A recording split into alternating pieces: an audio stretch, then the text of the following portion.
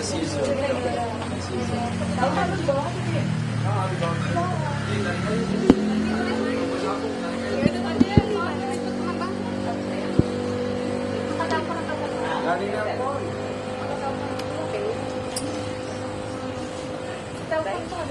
teman-teman. Yuk, siap Pak. Bentar. Saya buka dulu ya. Ya, silakan Pak Refli. Bismillahirrahmanirrahim. Assalamualaikum warahmatullahi wabarakatuh. Kawan-kawan semua, terima kasih banyak telah hadir dalam press conference sebelum bukan pemeriksaan, tapi pemberian keterangan ahli. Dua ahli kita yang sangat tersohor, sebenarnya tiga ya, nanti menyusul Profesor Din Samsudin, tapi yang sudah hadir adalah Komisaris Jenderal Polisi Purnawirawan Ugroseno. Kita tahu beliau adalah mantan Wakapolri, Wakil Kepala Kepolisian Republik Indonesia, bintang 3, hampir bintang 4 sesungguhnya, kalau tidak pensiun. Nah, yang kedua adalah teman baik saya, ya. Dulunya termul sebenarnya, tetapi sekarang sudah sadar, ya kan? Muhammad Sobari, karena saya pernah berdebat lama sama beliau, kan? Nah, tetapi sekarang beliau justru mengatakan doktrin bahwa beliau tidak ingin meringankan RRT, Roy Rismond dan Tifa, atau Tifa Roy Rismond, tetapi beliau ingin membebaskan. Jadi bukan hanya meringankan, membebaskan. Tetapi kesempatan pertama saya ingin memberikan kepada prinsipal terlebih dahulu, Dr. Tifa, untuk menyampaikan hal-hal yang perlu disampaikan. Nanti kawan-kawan pada saatnya ada sesuatu yang bombastis, tapi tidak bisa disampaikan di sini. Kita harus pakai slide, presentasi dan lain sebagainya. Saatnya kita akan undang. Dan itu menentukan jalan kehidupan kita bersebagai bangsa dan negara. Oke, itu saja. Dr. Tifa, the one and the only. Baik, bismillahirrahmanirrahim. Assalamualaikum warahmatullahi wabarakatuh. Kawan-kawan media semua dan seluruh rakyat Indonesia, alhamdulillah hari ini Kamis 12 Februari 2026 adalah hari yang sangat bersejarah bagi kita semuanya, karena 3 begawan turun gunung untuk mengawal jalannya kasus kriminalisasi terhadap kami. Saya Dr. Tifa, Bang Rismond Syarifah dan Mas Roy Suryo ya. Dan sebetulnya ini semua merupakan sebuah rangkaian dari bagaimana kebenaran itu terbongkar dengan izin Allah Subhanahu wa taala ya. Di tangan saya ini ada setumpuk dokumen, yaitu ijazah yang diklaim sebagai ijazah mantan Presiden ke-7 Joko Widodo, yang menjadi kajian penelitian kami sejak tahun 2022. Ketika ijazah itu dimunculkan untuk yang pertama kalinya oleh Dekan Fakultas Kehutanan UGM, Sigit Sunarta. Dan disitulah titik di mana kami mulai melakukan penelitian. Jadi tidak benar apa yang dikatakan oleh para termul, bahwa kami melakukan penelitian baru di bulan Agustus 2025 ketika buku kami Jokowi's White Paper itu launching. Tidak betul itu. Jadi buku Jokowi's White Paper itu adalah hasil dari penelitian kami selama kurang lebih 3 tahun. Sejak Oktober 2022 ketika spesimen ijazah ini keluar untuk yang pertama kalinya. Dan berikutnya adalah kami selama ini selalu didegradasi ya. Kami sebagai peneliti independen, saya, Bang Rismond maupun Mas Roy Suryo adalah peneliti independen dan kami akademisi ya. Kami bertiga sama-sama pernah dan sampai dengan hari ini menjadi dosen dari beberapa perguruan tinggi sampai dengan hari ini. Dan kami juga terus melakukan penelitian sebagai sebuah tugas bagi kami. Jadi tidak benar bahwa kami ini peneliti abal-abal. Tetapi kami tentu saja tidak bisa mengklaim ya, artinya bukan sebuah budaya dari dalam dunia ilmiah ya, bahwa seseorang mengklaim dirinya ahli, bukan. Oleh karena itu maka kami hadirkan para guru kami, begawan-begawan, para oracles, para guru besar, para doktor, para ahli untuk memberikan penjelasan kepada Polda Metro Jaya bahwa kami bertiga ini adalah peneliti dan kajian yang kami lakukan terhadap spesimen dan terhadap perilaku yang mendukung kepada keaslian atau kepalsuan ijazah Joko Widodo itu adalah sahih secara metodologis, bisa dipertanggungjawabkan secara ilmiah, dan oleh karena itu maka kami tidak layak untuk dikriminalisasi.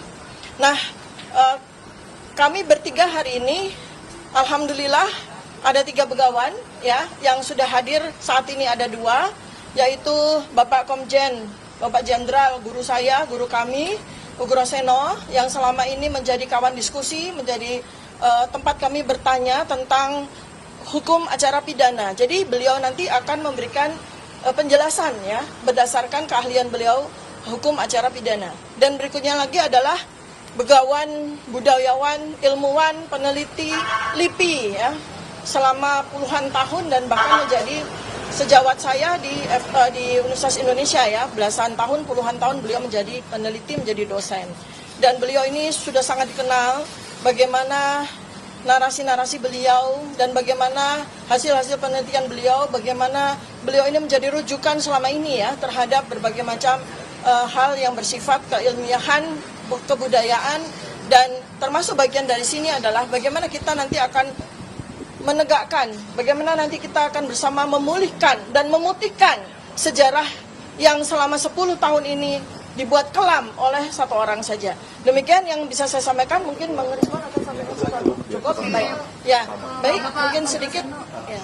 Boleh tanggapannya terkait kedatangan? Ya, sebentar ya, kita satu-satu pelan-pelan ya. Setelah Dr. Tifa, kita memberikan kesempatan dan kehormatan kepada prinsipal satunya, Rismon Sianipar. Silakan Bang Rismon. Sampai dulu ya. Cukup. Sama. Yang paling penting kita sudah kasih kesempatan. Nah, berikutnya adalah Pak Muhammad Sobari karena beliau datang duluannya. Kita hormati beliau. Oke, silakan. Harus begitu. Iya, harus begitu. Oke, terima kasih. Saya menjawab atau menjelaskan? Oke, kalau menjelaskan begini dulu, Bung. Kita jangan, ini Bung Refli ini kan kawan dekat jadi banyak berguru.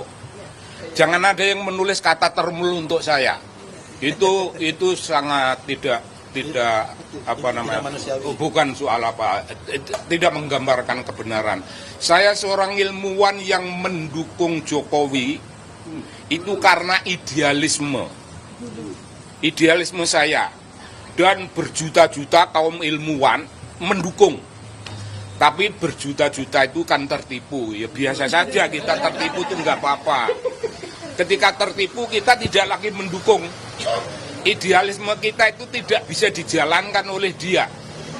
Gagasan-gagasan dari dia, bahwa dia itu orang kampung, bahwa dia itu orang kelas bawah, bahwa dia itu tidak korup, itu ternyata tidak bisa dipanggul. Jadi saya tidak pernah menjadi termul, karena termul itu kan orang bayaran toh. Masa aku dibayar yang edan? Enggak pernah. Para ilmuwan itu semuanya tidak ada yang mendapat uang rokok. Rokok saja nggak dapat. Nah, sekarang itu deklarasi tingkat awal. Yang kedua, saya hadir di sini sebagai orang yang akan menjelaskan dunia keilmuan dalam bidang kebudayaan. Nah, yang dijelaskan itu metodologi penelitian. Itu akan saya gambarkan mulai dari datangnya inspirasi meneliti, sampai merumuskan proposal, sampai merumuskan instrumen penelitian. Instrumen penelitian ada dengan wawancara, ada dengan studi dokumen atau archive research, ada yang studi media. Studi media itu ada penting, itu bukan media berita pada umumnya, tapi itu kalau media menuliskan investigatif journalism atau investigatif report. Kalau report semacam itu bisa menjadi bahan penelitian. Itu spesifik. Jadi ada metode-metode yang diikuti, ada metode yang diikuti, dan ada instrumen-instrumen yang mendukung metode itu. Itu begitu rupa sampai pada suatu pernyataan, wah data kita belum lengkap, maka kita harus melakukan, umpamanya tadi kita mulai dari wawancara, ya wawancara ulang, itu check and recheck. Kalau check and recheck itu masih juga belum menggambarkan kebenaran, itu dilakukan suatu wawancara mendalam untuk memperoleh keutuhan. Saya kira macam gitu.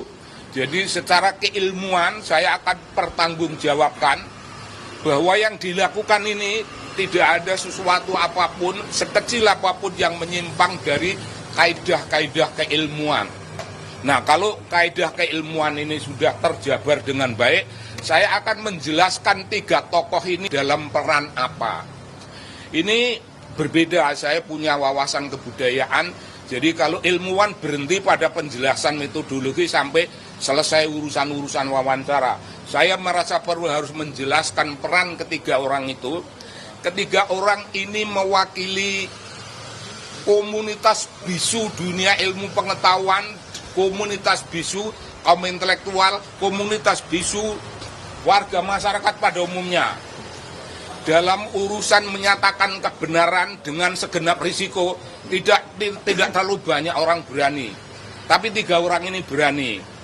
Nah, mayoritas golongan akademisi, golongan ilmuwan, golongan intelektual, golongan aktivis, mayoritas itu orang yang sedang nyanyi sunyi, orang bisu.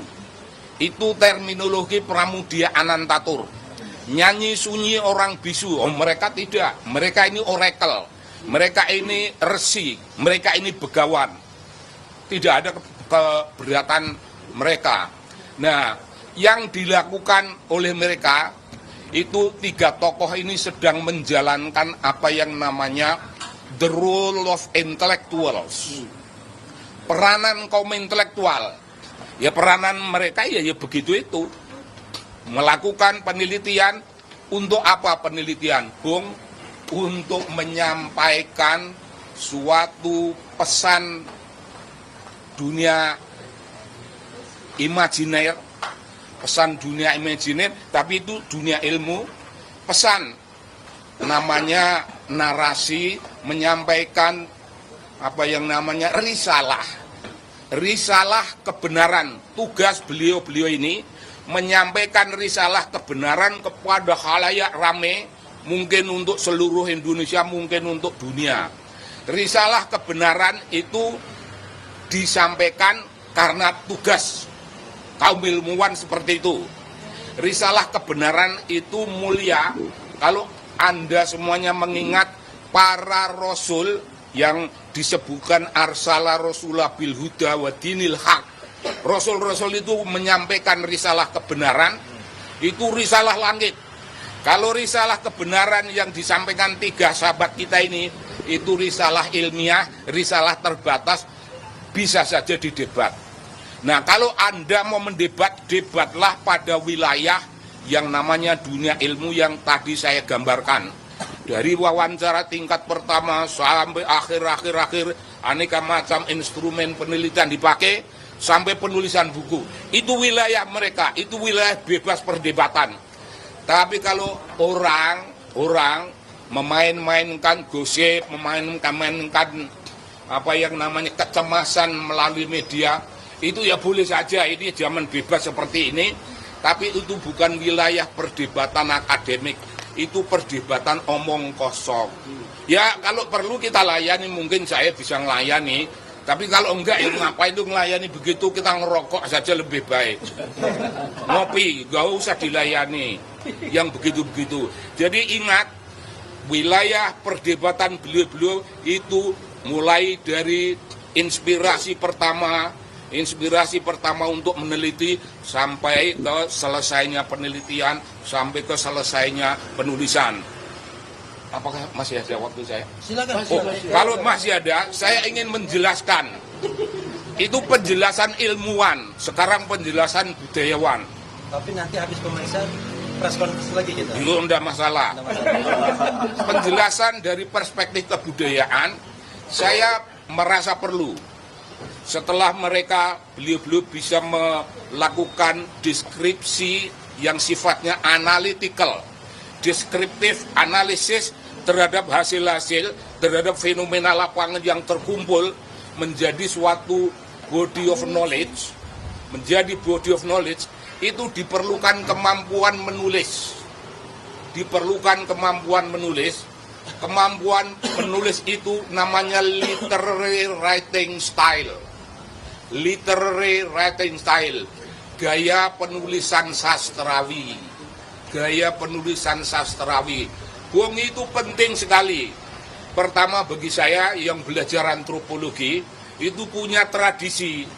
Kalau mau menulis, orang-orang antropologi menulis kok kaku, itu belum dianggap.